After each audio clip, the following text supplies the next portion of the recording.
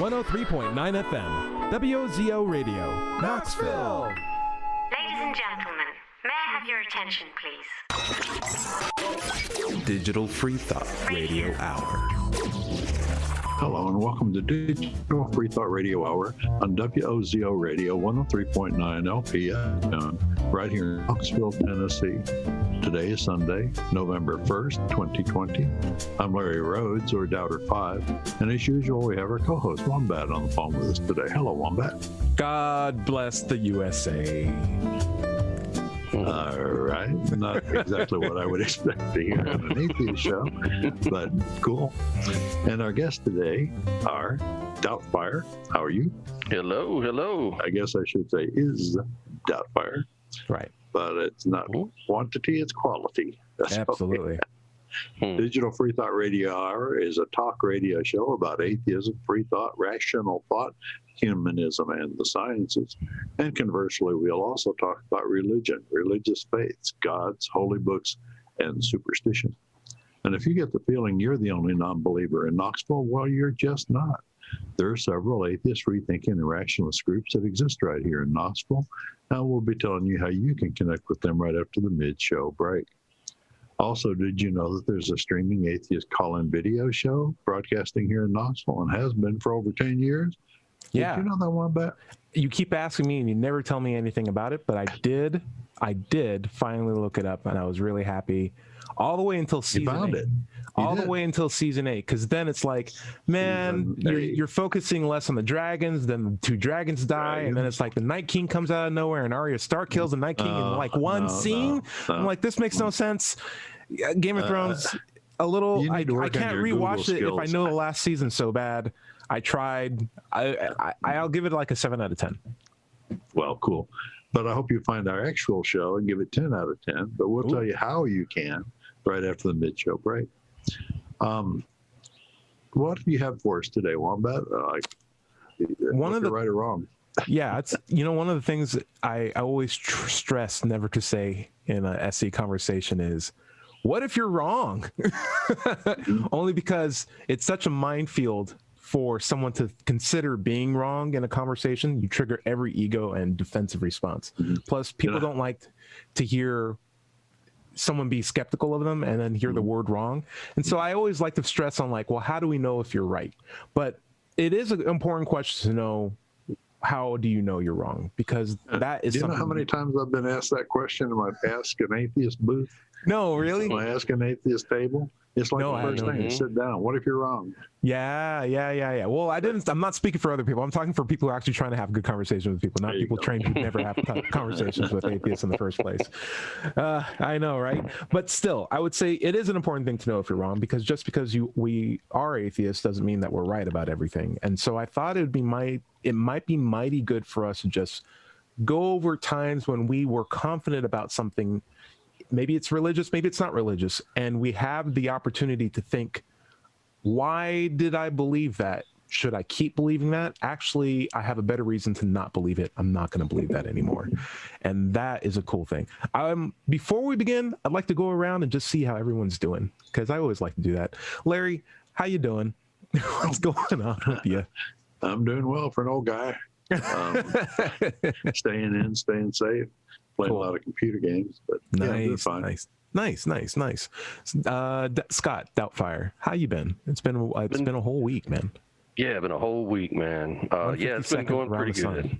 Yeah, exactly. Yeah, been doing really good, man. Can't complain. Dude, I saw you have this really lengthy conversation about Scrupulosity or SE on the YouTube channel. Like, what was going on there? Yeah, so somebody was asking, I think it was, I'm not sure who it was actually, but Me DNA, I think. Yeah, Me DNA, and if I can remember the conversation. Of course, I just got up, so I'm trying to recall. I got the spider webs in my head. It's okay.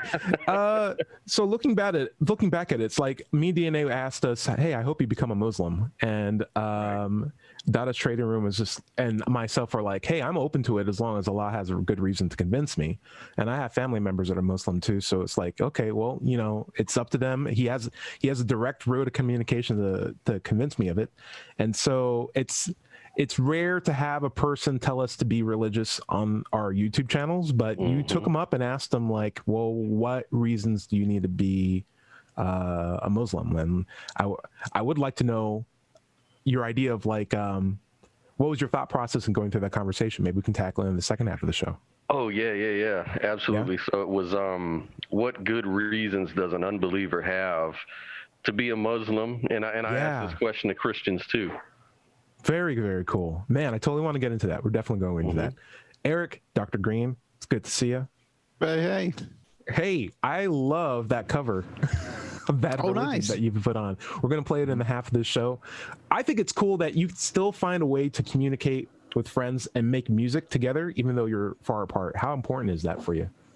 Man, it's super important, and I'm trying to do more of it because I'm going stir crazy. I don't know about you guys. I am too. I can tell you my thing that I've done is I got a pair of rollerblades. I think that's like a fun thing that I can do by myself and develop a new skill. There's no ice rinks around here. There is one in Kentucky that I lived right next to, but here, where I'm at in Tennessee, there aren't any aside from Nashville. And I'm learning how to skate. It's real fun. The fun thing is I have really big feet. I have size 15 feet. They don't make rollerblades my size. Wow. That's a response I get all the time. I thought my feet were large at 12s. So I found a pair of 13 roller skates that have like a breathable fabric top that even on Amazon reviews, people are like, I'm a size 14 and these fit perfectly because it's stretched. The fabric stretches and it's already naturally a large fit because it's a rollerblade to make them usually bigger than normal. And so I got those 13s, I put them on and it fit like a glove. And so like I am out. I can get down to like I can get down across the block. Just did some like a nice little hour stroll on the skates today. I feel good. It makes me feel like a kid again. Yeah, and I can keep myself distant away from people. And if anyone gets too close, I have the speed to get away. It's like, hey, back up. I'm trying to listen to David Cross's bit about Gabriel who wants to go rollerblading the day after 9/11. It's really, it's really funny. Okay, I'm totally going to it. So, yeah, topic of the show today is what if you're wrong? What were times when we thought we were right as atheists that we realized that we're wrong? Because just because you're an atheist doesn't mean you're right about everything. And I thought probably the first thing that I'd like to go into for me is probably a subject that we talked on last week, where we were discussing morality. Scott Doubtfire brought up the idea of like, hey, what does it mean to be moral? And we were talking about like, well, I have the impression that it's a system. It's not just a list of commandments that you're being obedient to. And Larry even said morality is not obedience. I didn't always used to think that. Even when I was in college, I used to think to be moral is very, very obvious and clear because you just have to follow what the Bible tells you. And there's a nice 10 set of rules there. They're numbered and it's easy to go. And as long as you do that, you're a moral person because you get your morals from the Bible. And that's what it means to be moral. Sure. And I was very, very confident that that was true. Literally all the way up into like my second year undergraduate. And it wasn't until I went into class and we had a ethics course. And it was just an issue of like, how do you know what actions you should take? And how your actions have consequences on other people. How do you know which actions are the best to do? And I realized that just following the 10 commandments wasn't enough to answer the questions that he was giving me. And I had to think about like, oh, well, in this specific example, maybe I shouldn't kick a grandma. or maybe I should be able to take this bread to feed my family. Like maybe these are wrong. And in the process of thinking, I realized, it's not just a list of rules. It's a process of thinking that determines whether or not you're making a moral choice or not. Right. Doubter 5, what do you think about morality is not obedience? Did you have any inclination of that? I don't know if you were ever Christian. But like, did you think in the same way of like, hey, as long as I have these rules, I'm moral? Of course, so that was back when I was very young. But I mean, I didn't discover that there were no gods until I was in college, which was it was after I was in the Navy. So I didn't start college till I was 22, 23.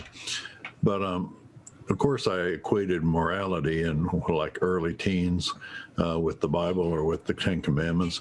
But you got to think that there are a lot of things nowadays, new subjects that come up that aren't covered, like stem cell research. and the religious have come down hard on that, especially even the Pope said we shouldn't go there. We shouldn't study the origins of the universe because, that's the domain of God. There are a lot of things that aren't covered by the Bible, but the religious folks seem to think that it is in a slanted way, in a sideways way, it's covered. Like abortion is not covered in the Bible, but thou shalt not kill is covered in the Bible. So they jump on that and say that covers abortion. But that's so. How did you figure it out? How did you realize that the Bible wasn't enough? How did you make that recognition? Well, just reading a lot, talking to a lot of different people, right, I realized that obedience is not morality. Morality is learning to know or learning to do the right thing in a certain situation. Doing one thing in one situation does not mean it's moral in another situation. Like murder, of course, is bad. But if you're in a war and you're defending your home, or if somebody is breaking into your home and threatening your family, that, of course, is not murder, but it's still killing somebody. Sure. And sometimes it's necessary, not only moral, but necessary. And other times it's deeply immoral. So it's conditional. It depends on the situation. Yeah, sometimes it could even be immoral to let someone keep living, even if they want to die, like in a situation like that. Right, good point. Mm-hmm. Yeah. Boudreaux, forcing someone to. Yeah, against their consent. Boudreaux, I'd like to throw the question out at you. Just the quick, do you think morality did you ever have a time where you thought morality was like a list of rules? And then if you'd like to follow up on, I'd like to get Doubtfire's idea on like the same question, but as a follow-up, do you have a time in your life where you knew you were wrong, and how did you come about realizing that and rectifying that? But on morality being obedience, what's your idea on that? Yeah, so I guess when I was young, I was spoon-fed, the Bible, or it was go to church and you heard, basically what is a deontological morality, right? Where you're basically it's a list of rules. Yep. And so I think I was just assumed that was the case. I really never put it to thought or articulated it to myself until I started reading more and listening to philosophers talk about consequentialism versus this book of rules. I never took a philosophy class in college, which is kind of a regret of mine. I would have enjoyed it, I think. But I think you would have, absolutely. Yeah, if you had a good teacher too. Yeah, absolutely. I guess I just I don't know, kind of fell away over time. And the examples you bring up make perfect sense. I mean, they didn't know about abortion, 4,000 years ago. Yeah. So, I mean, why would that be written in? And had they known about abortion, it might have been in one of the commandments. Or, if a baby's born with a horrible disease and they're going to live, 3 weeks in pain and agony, maybe it's okay and justifiable to end its life. It gets gray. No, there's definitely validity there. Like, you never want to go into it with such a rigid framework of what's right and wrong that you're beginning to like hurt people through your lack of flexibility. Mm-hmm. I would say this: they also didn't know about germs when they wrote the Bible. Even Charles Darwin didn't know about germs. So you can see that in the whole hey, don't eat pork, you will die. It's like, if you cook it, it's okay. Actually, it's like, no. It's really bad. Bacon's bad. It's like, bacon's bad? I don't believe you. This is America. Excuse me, Scar. Yeah. Doubter. Let me think about your other question while Doubtfire goes, though. If I know Scott well, you're going to have plenty of time to think. I'm just playing with you, man. That's a rub on both of us because we're both long talkers. But Doubtfire, floor is yours. Like, what do you think about morality, obedience? How did you come about learning that it wasn't the same thing? And like, what's your personal story there? Like, how'd that happen for you? Out of the same way that, I guess it's the same thing. Like, I thought that God was the foundation of morality and his word was the revelation of God. So, the only way I could know if something was moral or immoral or ethical was if you believe in God, because otherwise there's no grounding for morality. If there's no absolute immutable thing, then there's nothing to reference it to.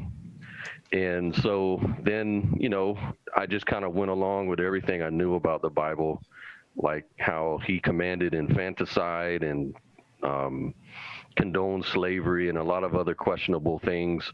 But then, once I started losing the fear and losing the belief in the whole thing, then all that stuff kind of fell away naturally.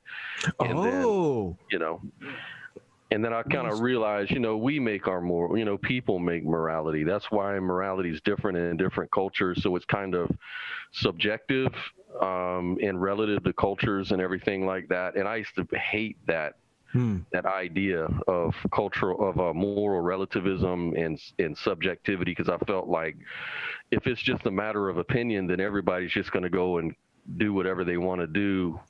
But I realize it's not about that at all. That's just a big lie. So I want to talk about two things, because you brought up two really amazing points. One is, man, I really want to get into cultural relativism with you. But the carrot and stick idea of like, once I lost my fear, that's when clarity began to come with morality. And it's like there's such a carrot and a stick mentality when you're in a faith, where it's like, you'll get this carrot, but if you don't want this carrot, you'll get the stick. So what do you want? It's like, obviously I'll take the carrot.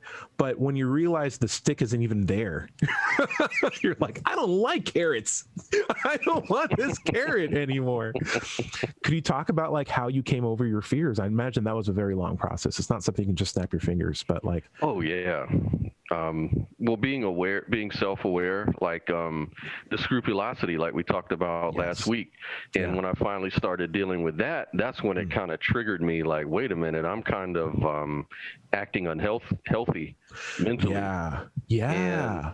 And then I was able to kind of open the door to other suggestions. Like I had an atheist guy that I worked with way back when I was working at the state police, and he was an atheist, and he was like a card carrying atheist. So we and him would go at it like for years. And then finally I opened my mind. I was like, wait a minute, and I was like, talk to me, man. I'm all ears now. I've nice. Like my defenses, and he's kind of explained things. So it made sense to me. And after that, I was a hardcore atheist. Look at that. And then it's important to let people know.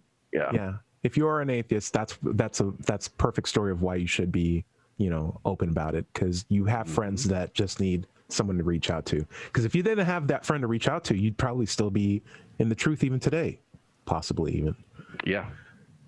One last point before we get to Eric's, because I want to know Eric's how he's wrong, but like, just kidding. Eric's never wrong, but I'm wondering, like, Doubtfire, the idea of cultural relativism as I've heard that argument myself. I have been in the same shoes where it's like, either God's right and there's this one firm right and wrong thing, or it's all just anyone's opinions, and who's to say who when you can murder and when you can't murder, because there's no authority to tell me anything. And it took me a while to realize that I didn't need an authority for me to still have an objective basis for knowing what's right and wrong. And just because there's no God in my moral outlook doesn't mean that I have objective principles, or at least a very firm understanding of like, hey, my actions have consequences on people. I'm going to do good things so good things can happen, and avoid bad things so bad things don't happen. And we all mutually benefit from that. Could you talk about your process for understanding, like, hey, cultural relativism isn't just the only option if I don't have my God belief? Who's the question to? That's right. Doubtfire, Scott, could you talk about like the idea of like, hey, just because I don't believe in God doesn't mean cultural relativism is the only thing on the plate?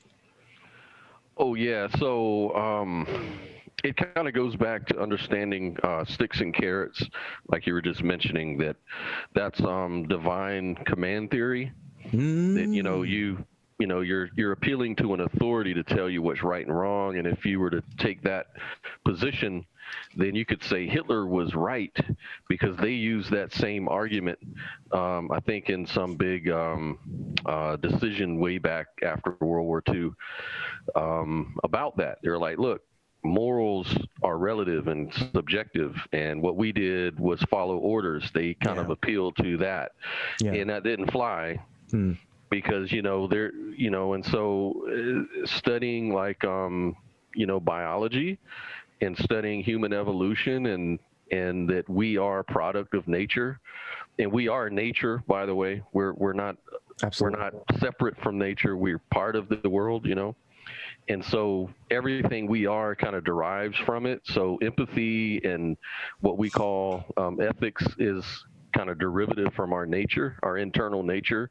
And that's why we get this stuff. And it's why we feel such a strong leaning towards not murdering people, not stealing. We're social animals. Yep. So we have to get together and work together. We share space with each other. So it just it's naturally inborn in us, I think. And then our moral codes kind of come out of that. Yeah. And then so I think at the end of the day, it seems to me that morality is kind of a bit of both nature and nurture, because of that. And so, yeah. Yeah, like we are products of evolution. We are naturally a social species. We're going to come up with rules that explain why we need to be social with each other. Mm-hmm. Otherwise, if not, we won't be around anymore. And the community that says we can kill anyone whenever we want won't survive till the next generation. So like we are very much products of our environment, and we nurture ourselves with rules that we can explicitly tell the next generation coming up. Hopefully we can improve those rules. Bujo, you're now on the spot. He's had some solid time to think about a time when he's been wrong. Yeah. So the question you'd asked, the second part was, have I ever realized I did something wrong, and is that the effect of it? And I couldn't come up with anything super. I couldn't come up with anything very big, so to say. But I do remember. Get your wife in here. Give the in here. I'm sure either one of those will tell. I'm sure there's something out there. Oh, I'm sure. I remember something kind of that really sticks in my mind. I think I even I may have shared it on this show a time before, but it involved airplanes. And I remember airplanes as being one of the last shreds of fears I had with religion. And that was the bit about, reading a book by Richard Dawkins on an airplane with an atheist in the title. It gave me a little bit of fear to do that. It's like, oh man, here I am kind of, giving God the middle finger on an airplane, and the whole thing could go down. And I remember that was like the last thing that fell away from me.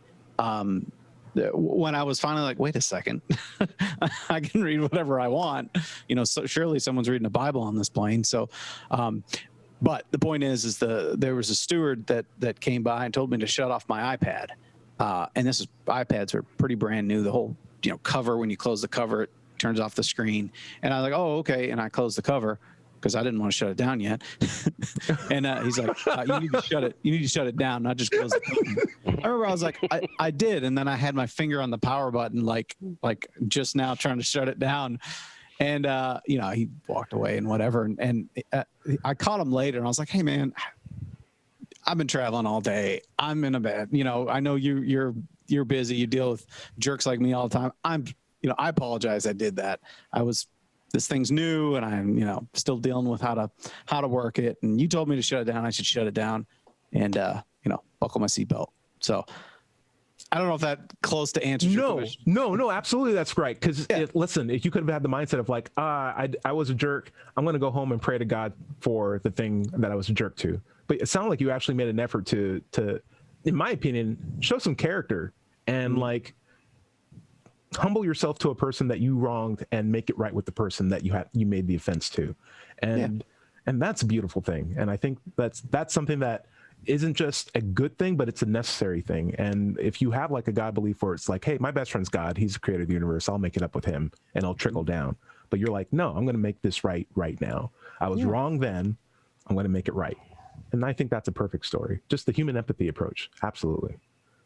Larry, what do you think? Larry 5. We got Doubtfire and Doubter 5 on the same show. It's throwing me off.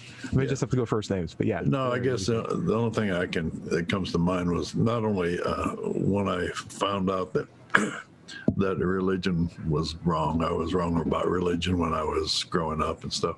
But the entire supernatural package, there's no evidence. There's just as much no evidence for ghosts or anything else like werewolves or Dracula or anything, as there's not evidence for God. So I had to leave all of that package behind, even my own soul, or the souls of people that I previously had thought were in heaven, things like that. You know, just you had to let go, say goodbye, and all that. But you know, it's one of those things that you live, you learn, you go on, and you put it behind you, and then you don't think about it too much more after that point. But you know, I was Can I wrong. throw something out? Sure. Werewolves, it seems like, and I'm using these terms as nicely as I can. You're going to defend werewolves? No, but I'm saying white people monsters or white people supernatural things tend to be just cool things that chase you. That seems to be the gamut of life. So what's a werewolf? It's this awesome guy who has a lot of muscles and he turns into a dog. It's like, dogs are awesome. Yeah, but he chases you. I'm like, okay, that's cool. What's a vampire? It's like a guy, but it's like Batman, but it's even cooler because it's like a guy that or turns into like zombies. and he's like, oh, zombies? I'm one of those. It's Yeah. like you die, but you come back to life, which is awesome because dying chase sucks. you. And then they chase you. It's like, oh, okay. Well, what's something funny. that doesn't do? It's like they all do the same thing. If they Black- didn't chase you, then they wouldn't be scary, would they? Oh, there's a Black- werewolf over there in Yeah. the corner. Cool. My mom's from St. Thomas, so we grew up with the Haitian level of monsters. We had witch doctors, we had voodoo, we had mukujumbis. I don't know if you guys know that, but like straight up, like, hey, you walked across my legs, that means I'm going to stop growing, and I'm only 11 years old. You never heard about that? Okay, all right. Well, there are supernatural things called mokujumbis, which is like if you curses, like if you step on a mother's crack, you'll break your mother's back. But it's sure. like the Haitian version of that. And there was like the idea of Johnny Bread Man, which is like, hey, if you eat too much food, Johnny Bread Man's going to keep pushing out in your stomach and you will blow up from the inside out. It's not being chased by a cool dude anymore. It's just horrible body horror and torture. And so it makes sure that you're a good kid, that you like watch where you're walking, you don't eat too much food, and you don't walk over people's legs. But yeah, we could have borrowed some from like just the Western culture, because I would love to be chased by a cool looking bat person. Anyway, that is a random aside. You guys Eric, what do you know why vampires are strictly in Europe and haven't taken over any stories down in fill us in. Africa, right? Fill me in. Well, obviously, cell? if the holy water is dangerous to vampires, Uh-huh. well, they bless the rains down in Africa. Hey, that's good known. enough for me. Why don't we take ourselves out on a half-hour break? I can't top that, Larry. Have to remember that. Okay, this is the Digital Free Thought Radio Hour on WOZO Radio 103.9 LPFM here in Knoxville, Tennessee. We'll be right back after this short break.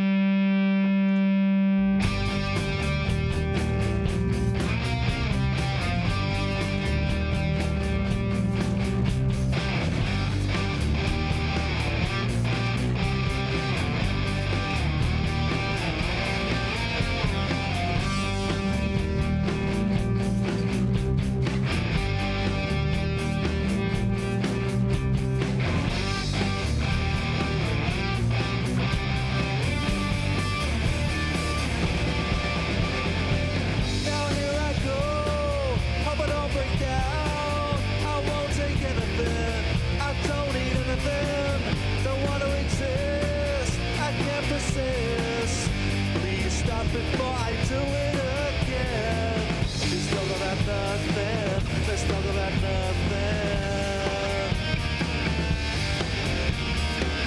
Let's talk about no one, please talk about no one, someone, anyone. You and me have a disease. You affect me, you infect me. I'm afflicted, you're addicted. You and me, you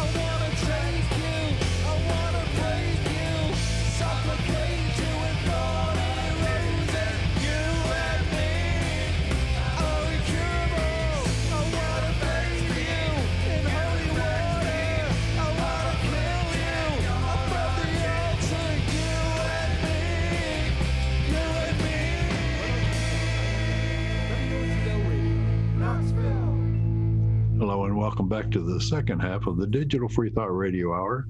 I'm Doubter 5, and we're on WOZO Radio 103.9 LPFM here in Knoxville, Tennessee. Today's November 1st, 2020. Let's talk about the atheist and free-thinking groups that you can join right here in Knoxville. First, there's the Atheist Society of Knoxville. ASK was founded in 2002. We're in our 18th year. ASK has over 1,000 members, and you can find us online at knoxvilleatheist.org, or you can just Google Knoxville Atheist and it'll take you to us. By the way, if you don't live in Knoxville, you should still go to meetup.com and search for an atheist group in your town. Don't find one? Start one. That's right. Another large free-thinking group in Knoxville, the Rationalists of East Tennessee, RET, can be found at rationalist.org. Click on that and then go to their upcoming events to find out what they're up to. Earlier in the show, we said we talked about the Knoxville Atheist Call-In TV show. Wombat, pay attention. I'm taking notes. Why you say I don't? I pay very close attention to what were you saying? I'm sorry, I wasn't paying attention. It's you go to YouTube and type in Free Thinkers United Coalition of Knoxville, and you'll find our YouTube streaming version of the Atheist Call-In show. However, we do have 10 years of archives of our regular TV show that was on the air. You'd have to search for Free Thinkers. It's Free Thought Forum Knoxville, and you should find a whole bunch of episodes of those that we were actually streaming on public access TV. Also, if you're interested in getting involved with the TV or the radio show, come to an ASK meetup, RET meeting, or talk to us on our Facebook pages, and you could be our next co-host or guest.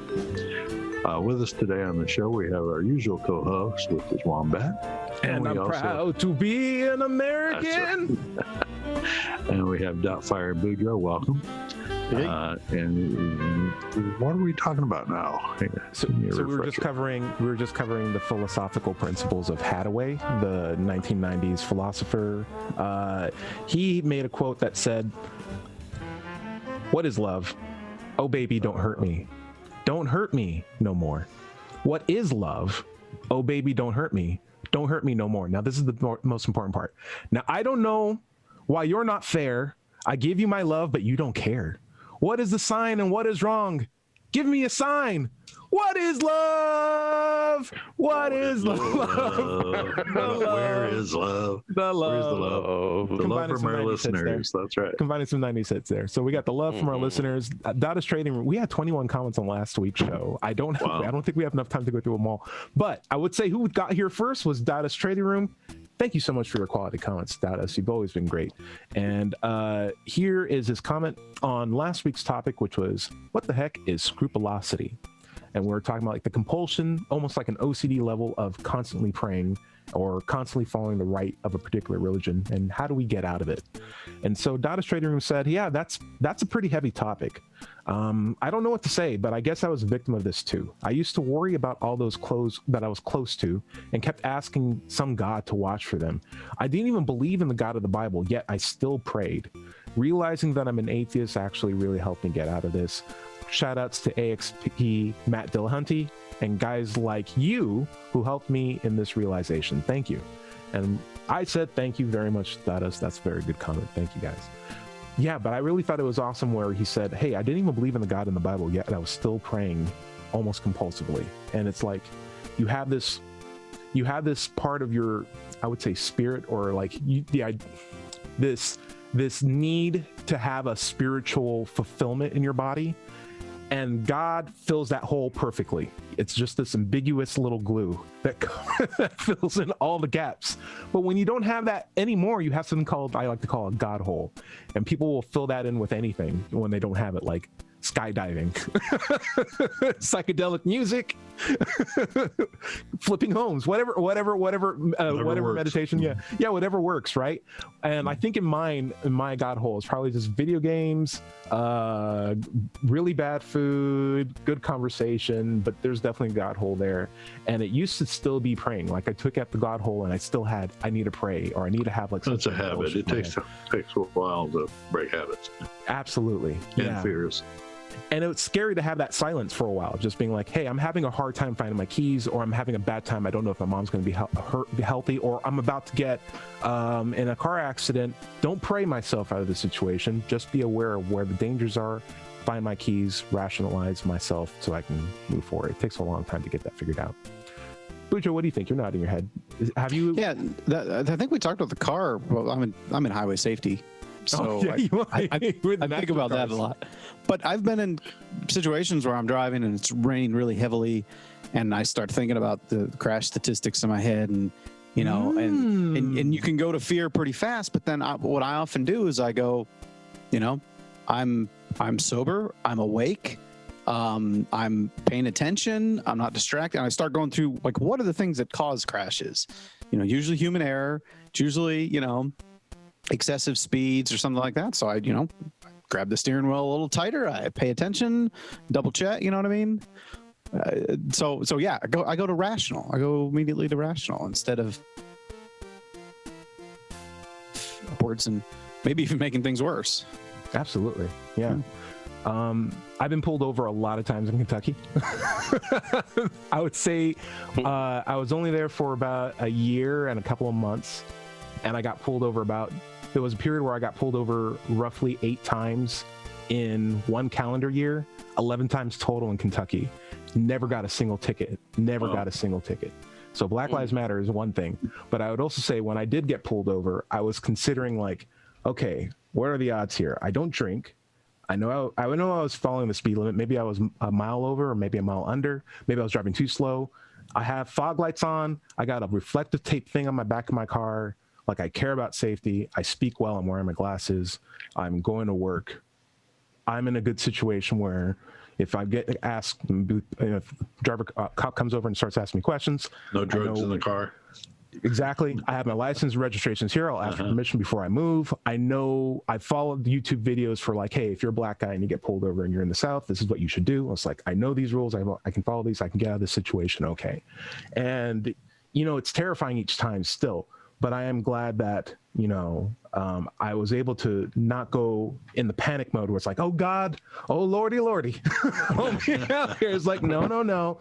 What works, what doesn't work. Let's just rationalize our way out of it. And I know SC very well. So, like, I can just make sure that I don't escalate the situation and not give anything that this guy could use to make my day a lot longer. Doubtfire, I'm going to throw this out at you. So what we were talking about today is, like, the compulsion to still feel like you have to do something religious even when you're not religious. And so Dada Strathern was talking about praying even though he realized he doesn't believe in a God anymore.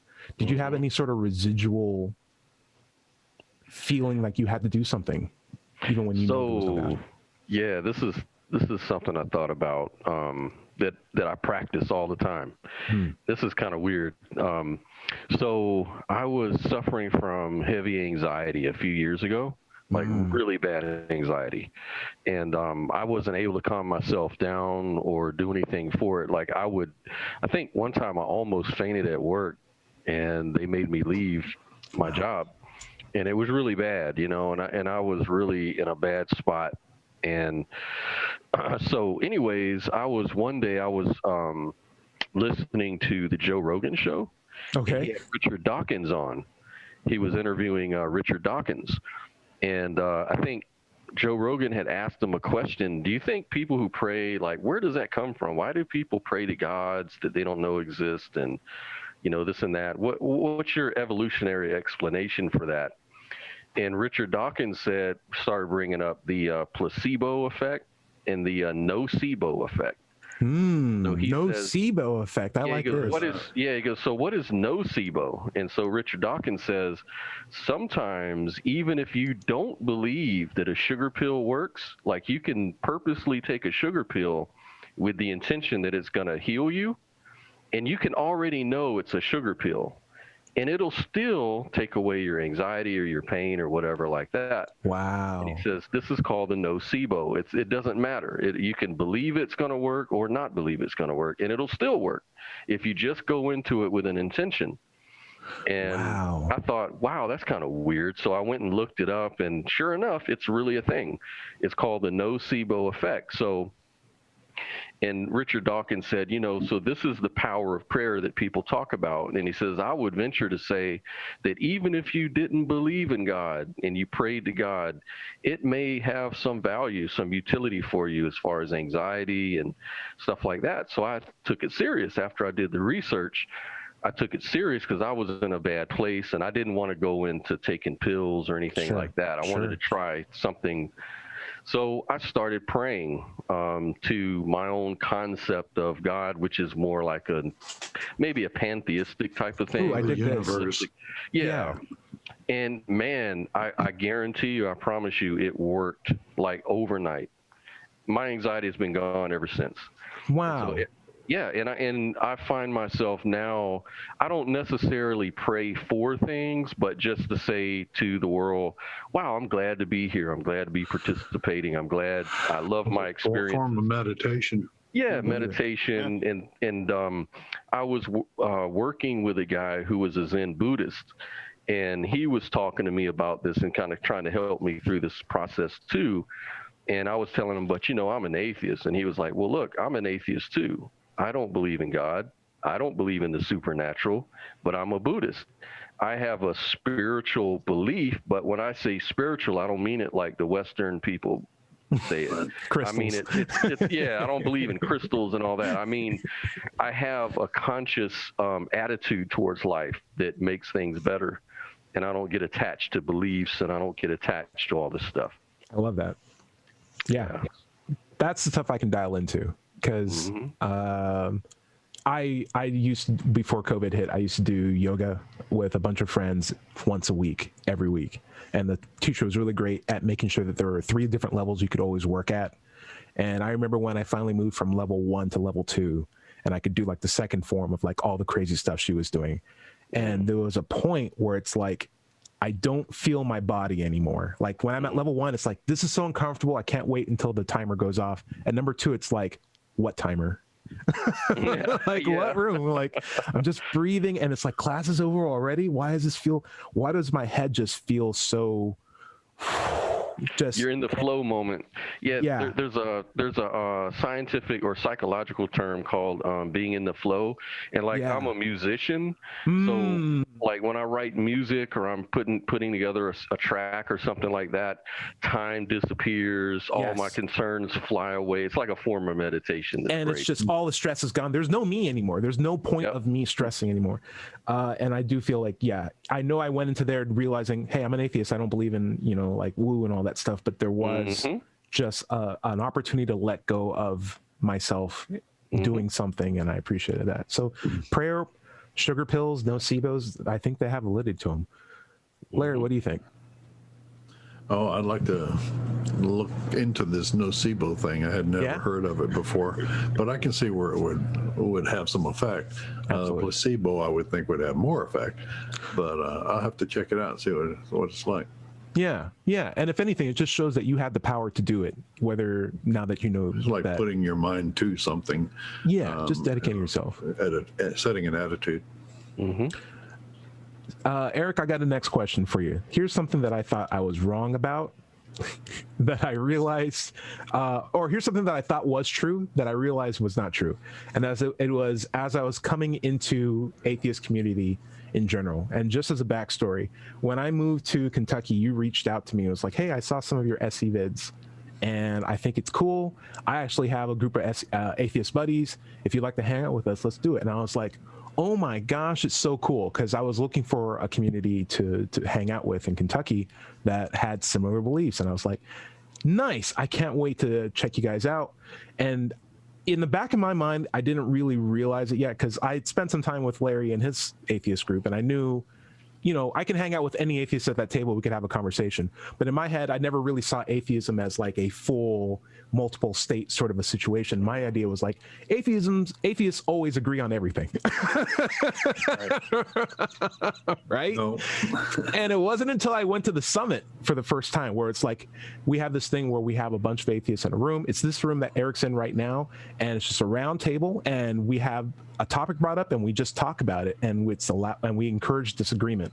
And we encourage rational talking about why we disagree and the nature of why we disagree. And I'm like, whoa, this is cool. And I'm just sitting in like a fly on the wall, realizing like all these people I've had food with, all these people that I know their names for, they're coming at every topic from completely different angles. And I'm realizing, whoa, atheists disagree on like basically everything. Like even things that I thought we had like a superficial sort of agreement on.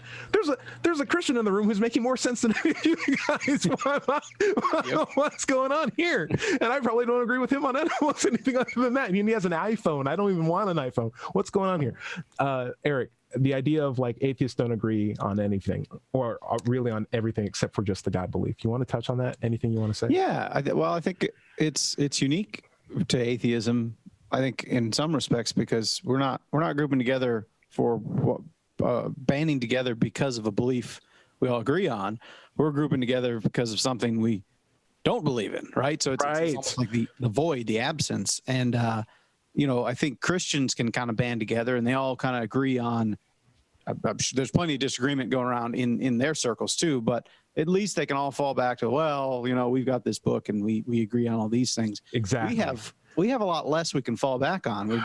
We're kind of like, we all don't believe in this. I think skepticism helps.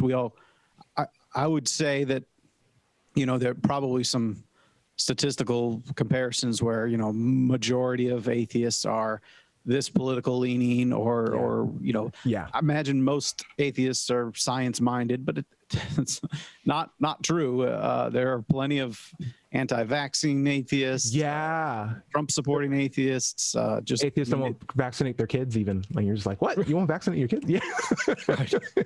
So yeah, you get a mix. And I will say, whenever I find out someone is an atheist, I'm almost like relieved, like, oh, we're going to connect on a lot of things. I just assume that. It's usually absolutely. It is usually true. It is, but it's always weird when it's like, come on, what else? What's barriers getting you to just thinking like me completely? Why can't you just think like me? Because we only agree on one thing. Right. And it just means there's one less thing getting in the way of us connecting with each other, but we're still two different people. Doubtfire, you want to touch on that? Yeah, there's atheists who are like in the political spectrum.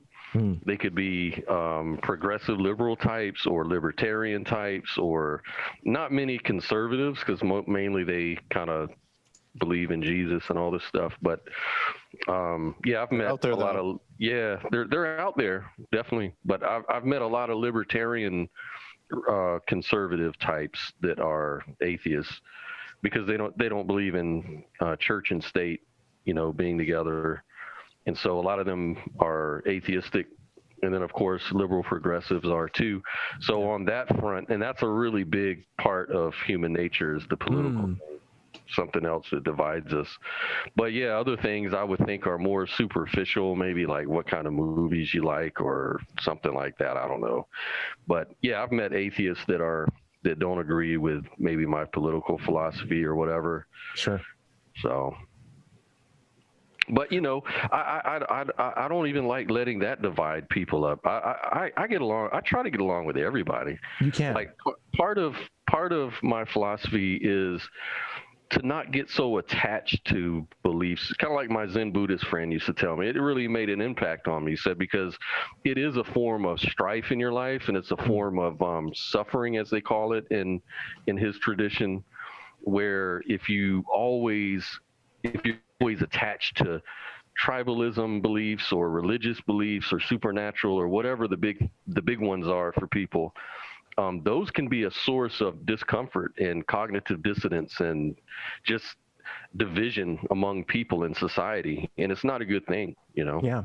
I think anytime you identify with a label, you should be wary that the more strict that definition becomes, or the more adherent you become to that identity, the more likely you are to discriminate or push out or push yourself into an elitist corner where you're gonna force people in your own community to come up with their own separate labels and just start this vicious fractal circle of people coming up with new words to call themselves. But if you just took a step back and realize, hey, on top of behind these labels on labels on labels on labels, we're just people. Everyone here is an individual. We can make connections if we're willing to work for it. It just requires some respect and some really good candor between all of us. And it's in humility, like I wanted to add that too, is that what attracted me to SE in the first place was the fact that it questions your beliefs. Like, it's a method for questioning what you think you know for certain. And what I've learned in my life just by practicing SE on myself or having people, ask me questions about things is I don't really know a whole lot for certain at all. Like the only thing I really know is that I exist and that I'm experiencing this life. Everything else is kind of an inference to the best, what I think is the best explanation for things, but I don't really know them. And with that kind of protection there, it keeps me from being arrogant and overbearing with people, because I can recognize in myself that I don't know, I don't have all the answers. I'm an atheist, but I'm not always right, Right. And it's actually a freeing thing to say you don't know. And I realized when I was an atheist for the first time, it's like, I don't know is actually a good thing to say. So like when someone puts you on the spot, I was like, what do you think about the X, Y, Z? It's like, I don't know. It's like, oh, you didn't give me any ammunition for me to follow up. It's like, yeah, but I also don't know. And I would be interested in figuring it out. I just need a good method to get us there. Absolute Larry, certainty is overrated. I'm going to throw... Oh, powerful. How sure are you about that? I'm absolutely certain. He's absolutely certain. Absolute certainty is overrated. I love it. The idea that, okay, so I want to take a quick step back. I want to give you the opportunity to respond to what we were talking about.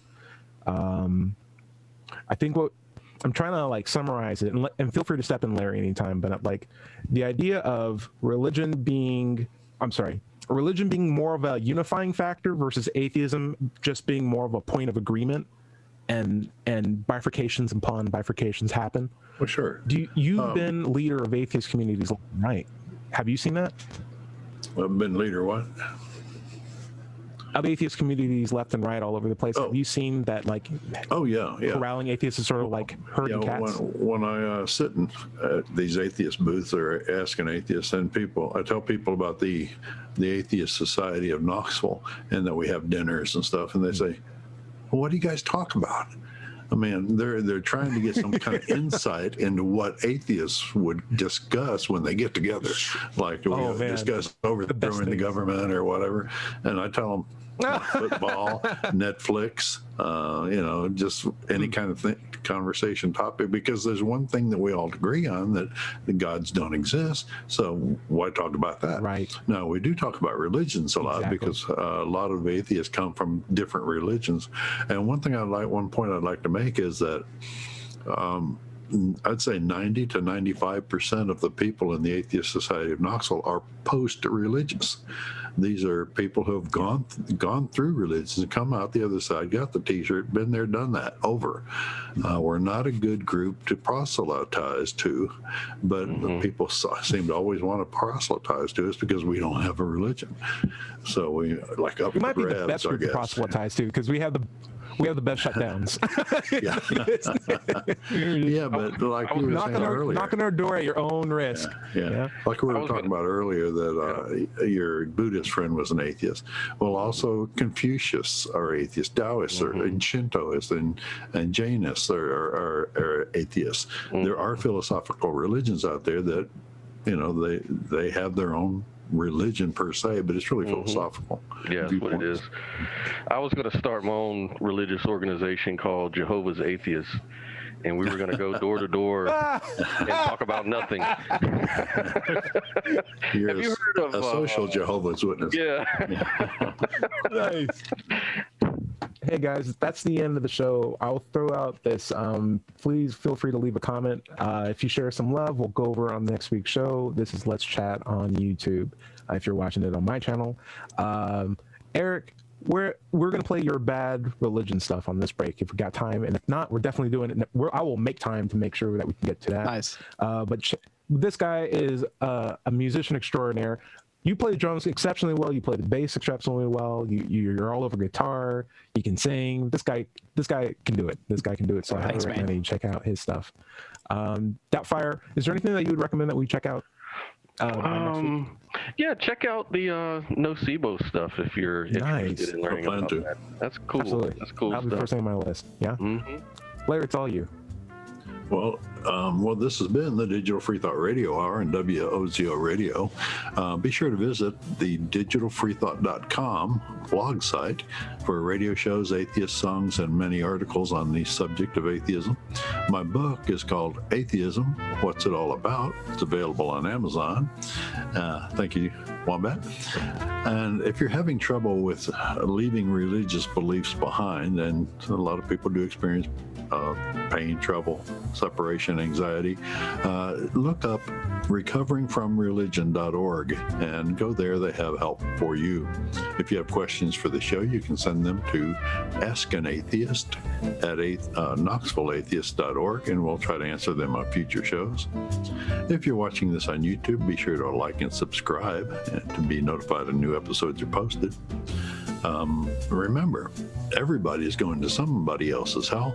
The time to worry about it is when they prove that heavens and hells and souls are real. Until then, don't sweat it, enjoy your life, and don't fear the wombat. Wow. Say goodbye, everybody. All right. Goodbye, everybody. Bye-bye.